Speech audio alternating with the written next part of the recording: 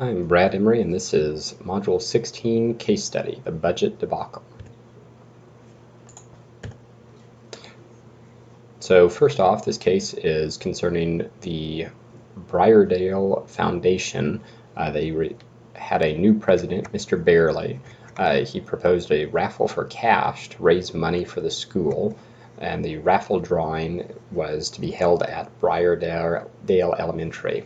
They ran into some issues with this when the sheriff showed up the night of the raffle to inform them that this apparently had some legal issues and took Mr. Barely off the stage back to the precinct, and he ended up being charged with a misdemeanor. So there's quite a bit of public embarrassment about this. To complicate the problem, this is where the school, Briarwood Elementary, receives their supplementary funding.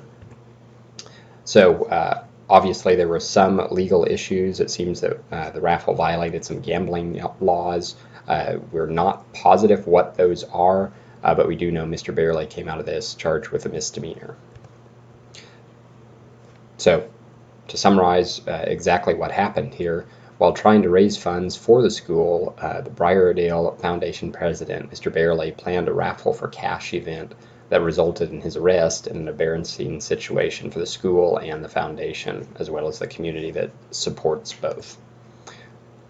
So who are the people involved in this? Well, we have Mr. Santos, who is the Briardale Elementary principal. Mr. Barely is the new foundation president of the Briardale Foundation. We have his former Harvard classmate, Mr. Morley, who's a president of a competing foundation, and there was some friendly, competitive-natured fundraising opportunities here where the two of them were both trying to raise the most for their foundations. And of course we have the parents, the community, as well as the students who are involved in this as well. The place that we see this all occurring is the Briardale Elementary School and the surrounding community. This is a large school. There's about 600 students in grades K through 5, and it is a centerpiece of the community. They hold community events here as well as the school itself. The curriculum and program that the school focuses on is funded by the district. We've got a K-5 elementary school, as mentioned, with 600 students, and they have a supplementary curriculum which is entirely funded by outside foundations and the fundraisers they put on, such as the Briardale Foundation and the fundraising raffle event that's at the center of this whole case study. As far as the information, we see a damage to the public perception of both the school and the foundation. This ended up on the front page of a newspaper, and it definitely hurt the reputation of the Briardale Foundation and was an embarrassment to both the school and the district, certainly to the community that was involved with it as well.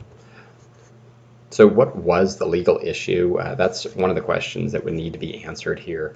As far as, have we contacted all the legal or the relevant stakeholders? Have we answered all the questions? Do we have all the information we need to start solving this problem? We do have a few questions that I'd still like to see an answer to. What is the public perception? Are they upset? Are they embarrassed? Are they blaming Mr. Barely? Are they all blaming the sheriff, quite frankly? Are they frustrated with him for taking away this fundraiser that they had worked so hard for? Are they upset with the newspaper? Where is the public perception falling on this issue, and what's the community response tied in with that? As far as the general public of the city and county and community, but what's more of the Briardale community's response to this whole situation? Again, are they upset? Are they embarrassed? Are they frustrated? Are they seeking some reconciliation here? It would be nice to know more information about what everyone is wanting and desiring out of this situation. So as far as identifying options and possible consequences, we always take a look at what would happen if we took no action, or what it would look like to take extreme action. Of course, no action, we ignore the situation, pretend like it didn't happen, and move on, continuing as we always have to the best of our ability, and just push it under the rug. An extreme action would be to either distance the school or go even farther, calling for Mr. Bailey's resignation or to sever ties completely with the Briardale Foundation, just to get the school out of this sticky situation that they've become a part of unintentionally. Other options, we could convene the school and the community leaders. We can have a discussion about the situation and proactively look at creating some policies and procedures to prevent this happening in the future or other incidents of a similar nature. They can seek out district assistance. Obviously, a large school like this and with many other elementary schools in the district, we can seek those higher up resources and find out what they would recommend and how they would resolve the issue. And we can also take time or alternatively plan different fundraising opportunities to try and make budget for these supplementary curriculum items this year. So as far as the different options, what are the consequences? What are the pros and cons? When we're looking at no action, we find out there's not a lot of pros.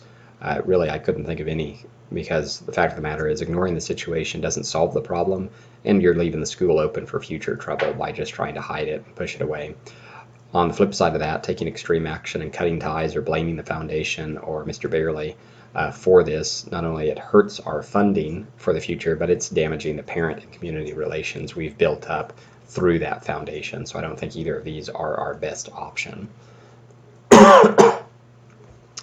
As far as other options, when we look at having a meeting and considering policies that we could put in place in the future, the pros of this are that we get to bring the community together to solve this problem and again, being proactive to prevent future incidents and problems from occurring. I see that some will probably want some consequences or even punishment for the people they view as guilty or responsible for this incident, and there's certainly some need for consequences, but I would caution a bit about taking that too far when it seems like this was planned with the best of intentions. As far as alternate and future funding, we could see that being less successful due to a loss of trust from the community and public.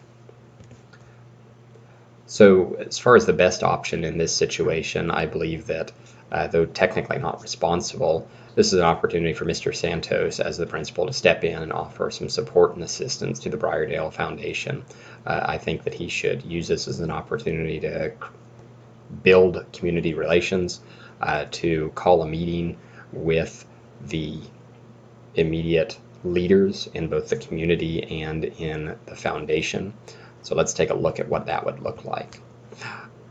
I think that in meeting with Mr. Bailey and other foundation leaders and leaders from the school curriculum board as well, this is a great chance to discuss the situation open and honestly, to bring out what mistakes were made, to discuss how we're going to fix those, to be proactive in creating new policies and procedures to prevent these same mistakes from happening again anytime in the future, and really just to look at what did happen, how we're going to fix it, what do we need to do right now to make sure that the school still has the funding and the community is still on board with supporting the school.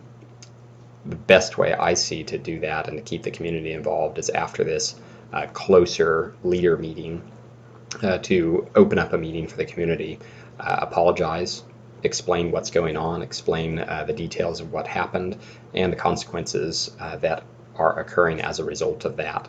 This is a great chance for Mr. Bailey to get up and publicly apologize and let the community know how he's going to make the situation right, and ask for this community and parents' continued trust and support. At this point, with community support, having everything out in the open and being honest, we've got an opportunity to correct the mistakes that have been made, to plan some new fundraising opportunities now that they've got policies in place, to prevent other issues, and kind of look at that community feedback from the open meeting, and based on their level of support, take an opportunity to say, well, what are we going to do to raise some funds to supplement our curriculum and provide for these non-base curriculum needs such as art, music, and other great opportunities that the students have, but where that funding only comes from outside sources. I think there would be a great opportunity as well to contact the news who ran that story on their front page, publicly apologize to them as well, and let them know what we're doing to fix it. Let them know how things are going to change in the future, and what we're doing right now, how the community's bonded together through this and is now going to step forward and be stronger because of it. And with that in mind, I think that the principal has a great opportunity, and the school in general has a great opportunity to work closely with the Briarwood Foundation going forward, Briardale Foundation going forward, to ensure their continued success and smooth sailing from this point on. Again, those policies and procedures that were put in place and worked on together would be a great opportunity to start. And then I think it would be an excellent idea to seek some legal counsel on those policies and procedures as well, to make sure that we're safeguarding ourselves to prevent any embarrassing situations like this in the future. So this was a little bit trickier case study. I did enjoy getting to puzzle through all this, and thank you for taking the time to watch.